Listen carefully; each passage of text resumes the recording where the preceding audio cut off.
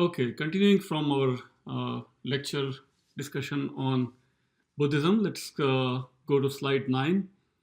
And here I list five kinds of skandhas or aggregates that Buddhist ideas describe.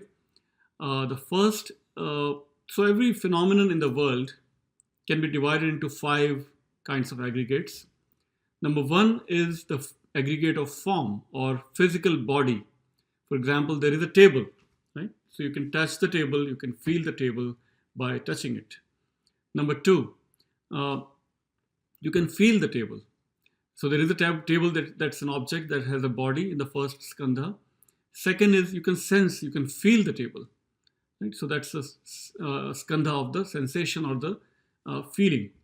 Number three, you can know the table, you can acknowledge the table, you can perceive the table, you can think about the table.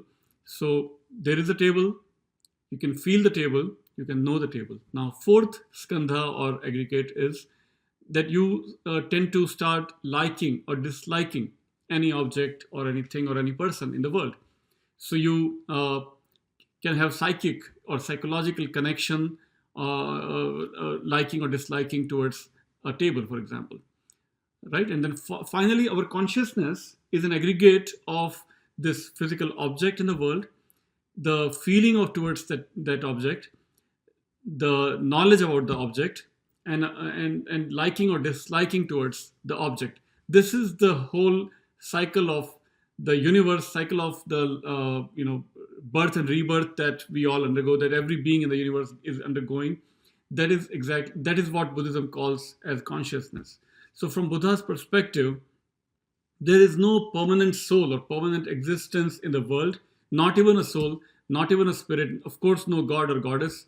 Everything is an interplay of all these four aggregates. There is physical object reality that we start feeling, that we start acknowledging, that we start liking or disliking. And those are the interplay of these forces, mental waves that cause all these cycle of rebirth and cycle of the universe. Otherwise, at the most fundamental reality level, Buddha says that everything is empty of any permanent existence. But these interplay cause all these kinds of interplay, all these cycles of rebirth and cycle of the universe.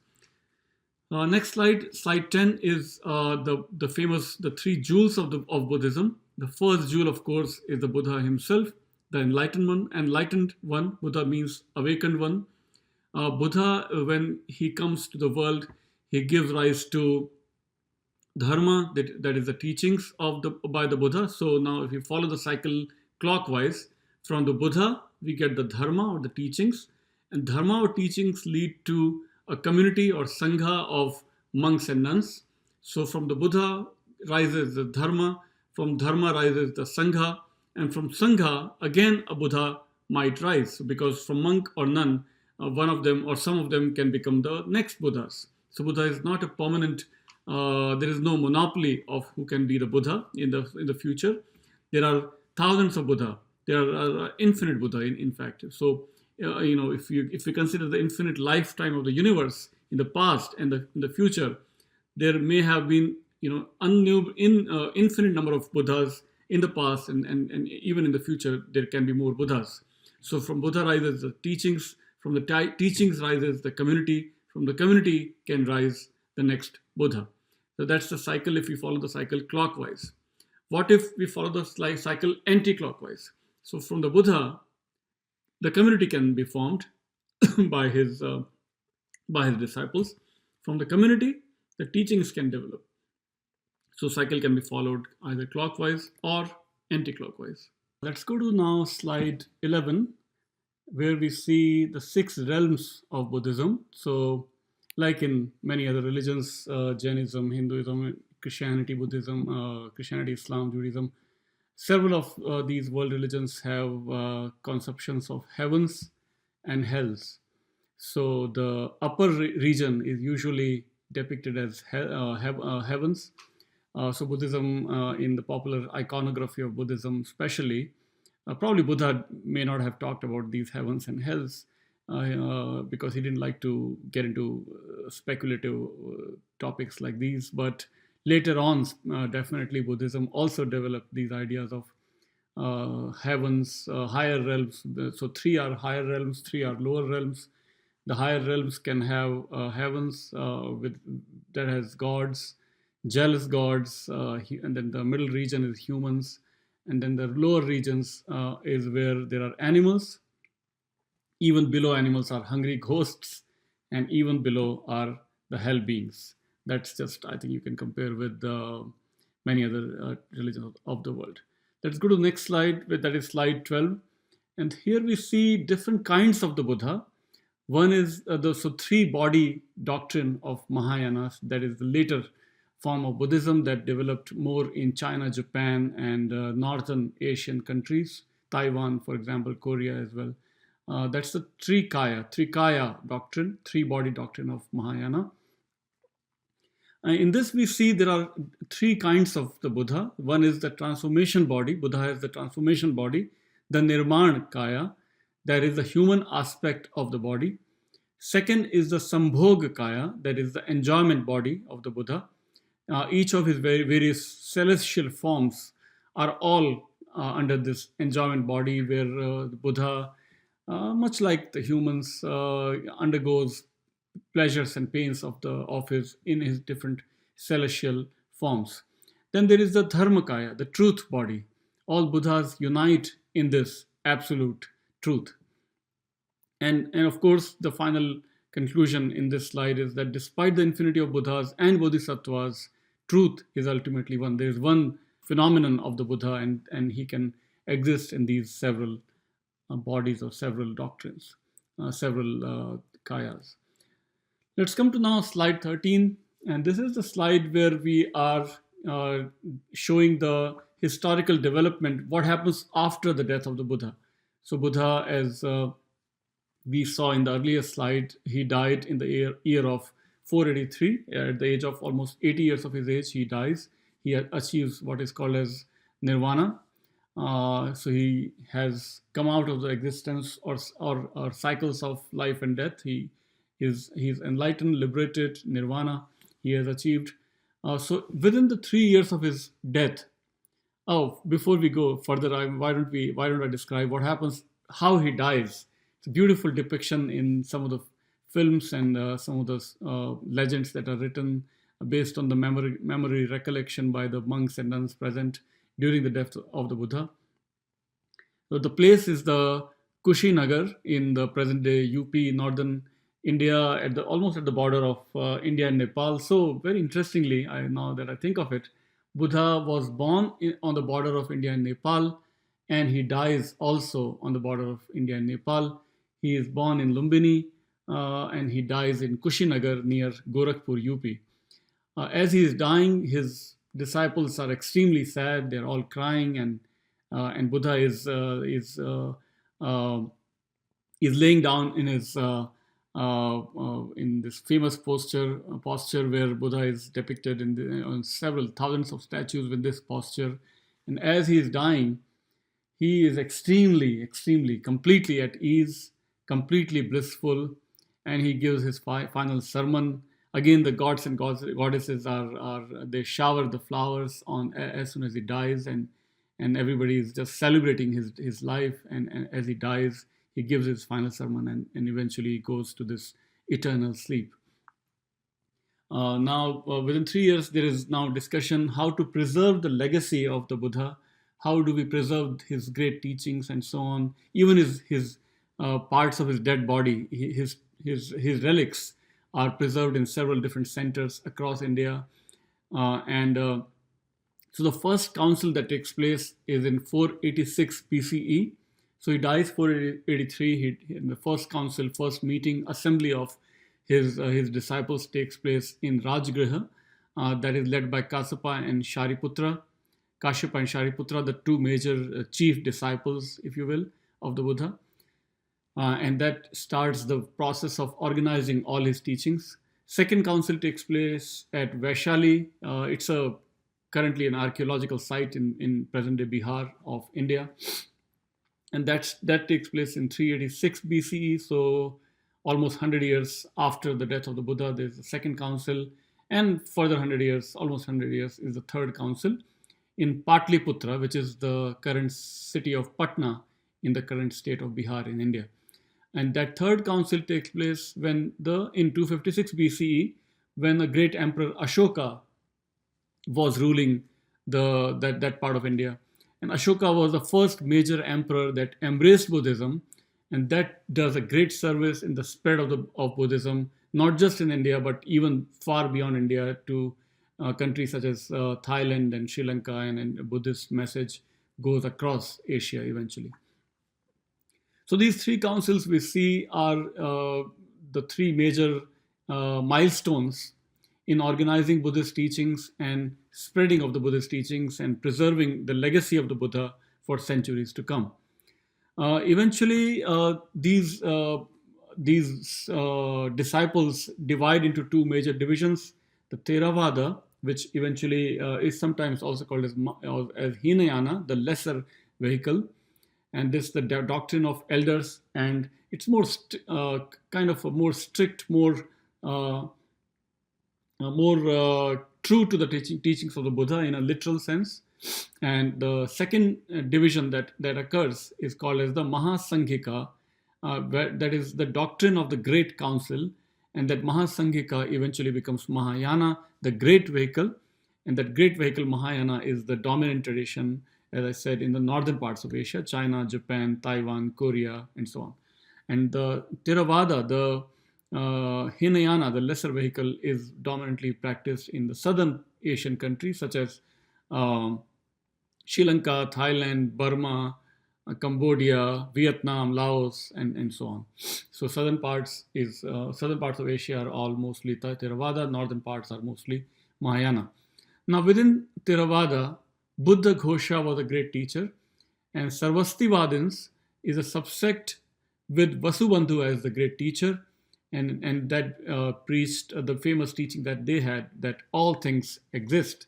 Sarvastivadins. Sarva means all, Vasti means live or exist, and Vadins means the doctrine of all existing is the doctrine of Sarvastivadins. So basically we see that Buddha's teachings, Buddha himself passes away in 483 BCE, and over a few centuries these two streams of Buddhism developed across Asia. Northern parts practices Mahayana even today, China and Japan and Korea and Taiwan, and southern parts, Sri Lanka, Myanmar, Cambodia,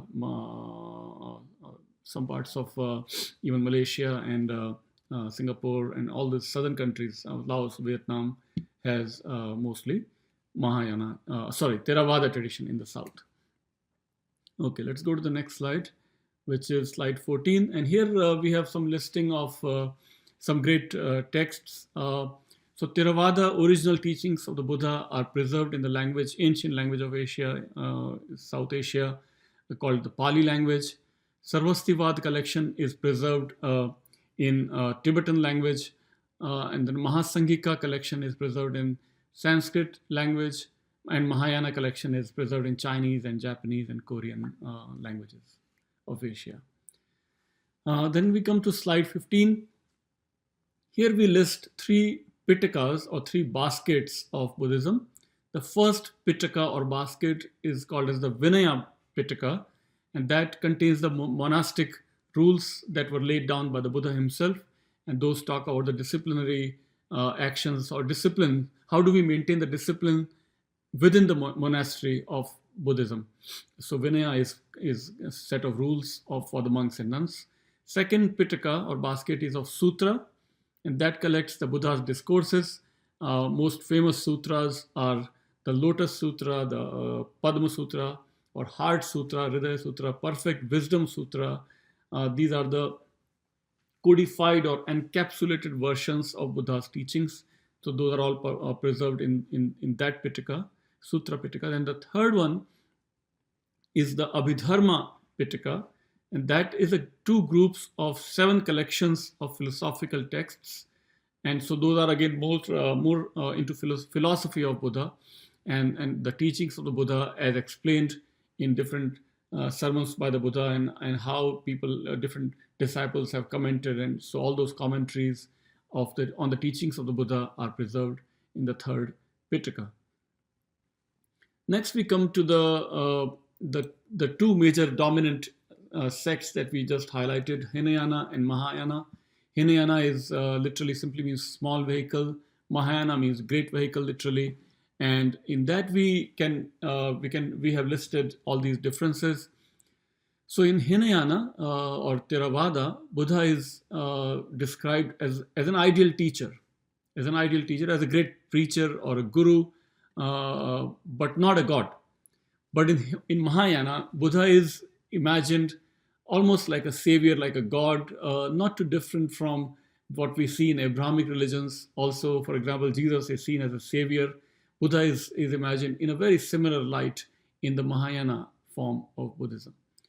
Shakyamuni, who was Shakyamuni? In Hinayana, Shakyamuni is the historical Buddha, the one who was born in Lumbini and died in Kushinagar at the age of 80. So all the history or the biography of the Buddha is equated in the figure of Shakyamuni.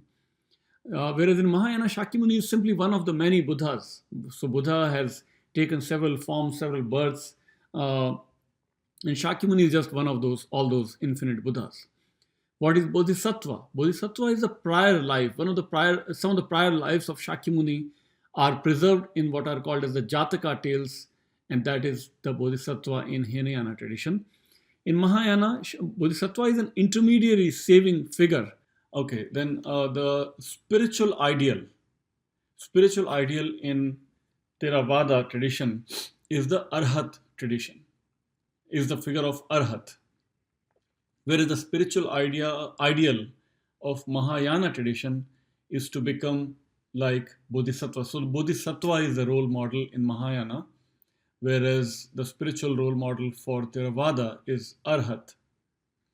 Now, what's the difference between both? It comes in the next row there. The key virtue in Theravada tradition is wisdom. That is wisdom for oneself, one's own liberation. That is the ultimate figure of Arhat. Whereas in Mahayana tradition, the ultimate role model is of Bodhisattva that has compassion for others.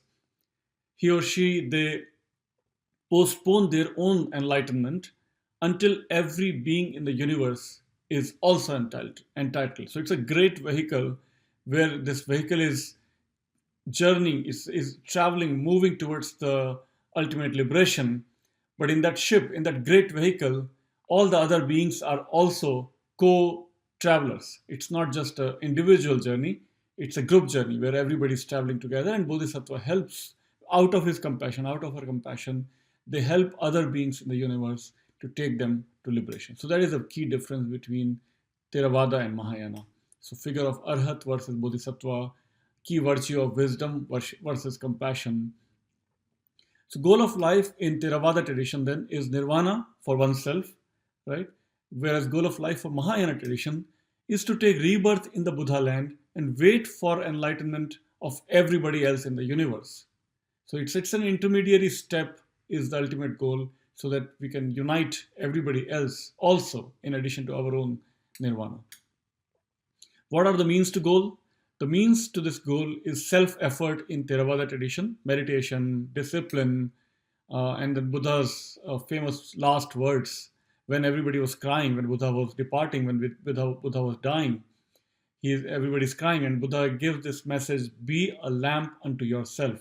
Do not depend on me. Do not depend on anybody else. Do not depend on any scripture. No grace from any god or goddess. No divine language. No divine scriptures. You become your own light, was the message of the Buddha to his disciples. That remains the means to goal in the Theravada tradition, self-effort.